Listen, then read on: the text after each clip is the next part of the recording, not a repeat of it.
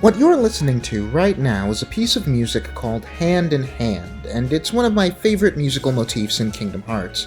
At the very least, it's a motif I associate with one of the game's more underrated aspects. For you see, Hand in Hand is ostensibly the unofficial theme of the most important relationship in the series, the relationship of a boy, a dog, and a duck. Whether or not you're a fan of this series, I know it might sound ridiculous to call this trio underrated when they spend 90% of the mainline games stapled together. Like, who am I fooling? But it's always been a little weird to me how, for all the talk that's made of Sora's dynamic with Riku, or Kairi, or the tragic friendships of Roxas, Axel, and Xion, or Terra, Aqua, and Ventus, I see such little talk in fan circles about just how meaningful to the heart of the series these three numbskulls actually are together. How the main games routinely treat this dynamic as a genuine emotional anchor, in spite of, or heck, even because of, how silly and cartoonish it can be. I get a sense that a lot of the videos on this playlist are going to be advocating for the Disney side of Kingdom Hearts as meaningful to its story. And nowhere do I think that's more true than with Sora, Donald, and Goofy. From the very beginning of the first game, we cement these three as parallels.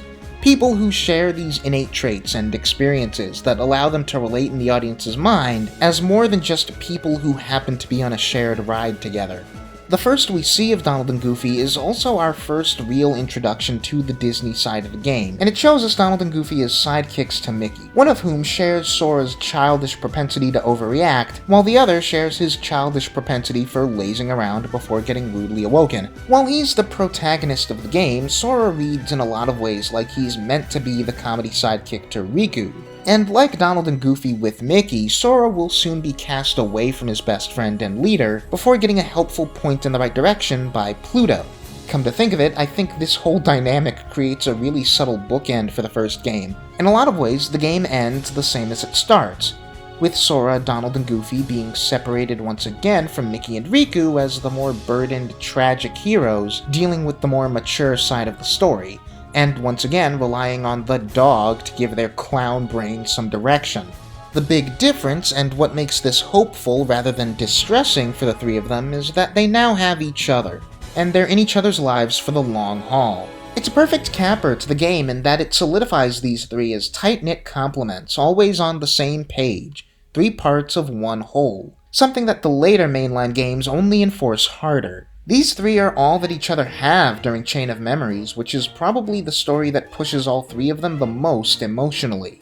In Kingdom Hearts 2, they're almost never apart, and it's a long-running fandom meme that the trio get addressed as a monolith at least once per world. They're not just Sora, Donald, and Goofy, they're Sora, Donald, Goofy. Sora, Donald, Goofy. Sora, Donald, Goofy. Sora, Donald, Goofy. Sora, Donald, Goofy. Sora, Donald, Goofy. Sora, Donald, Goofy. They might as well be the same person.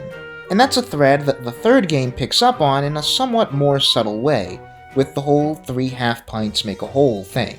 KH3, after over a decade of games where Donald and Goofy play comparatively minuscule roles, goes to great pains to recenter the trio's dynamic as the key to this whole thing, and it makes its biggest move near the end. KH3 climaxes with Sora and the player helpless, the game having basically cheated to make sure that you lose the boss fight, only for it to not be Riku, not Kairi, not Mickey, but Donald and Goofy, who come down like angels and assert that in the end, they go out with Sora. It's where the gameplay side of the game finishes, your final input as a player being the Trinity reaction command, beating the final villain who survived so much other impossible crap with a single button press loaded with nothing but the magical friendship of these three. Xehanort's lived entire lifetimes with plans upon plans upon plans, and manipulated and curb-stomped some of the most powerful beings in the universe, but he was no match for these goofballs, because that's just how much they love each other. It's a moment that I give the game endless props for, but honestly, I think my very favorite moment of this trio comes in KH2. This is really the game that has my personal favorite portrayal of the trio, period. I love how many scenes and interactions get punctuated by their shared physicality, either mirroring each other or having some kind of close contact that really does make it seem like I'm watching one personality split 3 ways. They're three who are one, working together hand in hand to the bitter end. But the best moment is here, This quiet little scene in the game's midpoint, in amongst all this chaos, that really encapsulates my entire point. Things are bad in Hollow Bastion, and the trio is eager to help their friends. But Mickey pops in with a sick front flip to bar them from endangering themselves. And you know, I don't really know if I can do the moment justice, so I'm just gonna let it play. Riku, Kairi, give me a little time, okay?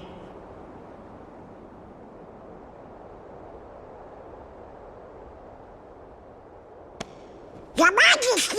We understand. We'll go search for Riku and Kairi. Wait, you guys! Sora, do as you're told. You're coming with us whether you want to or not.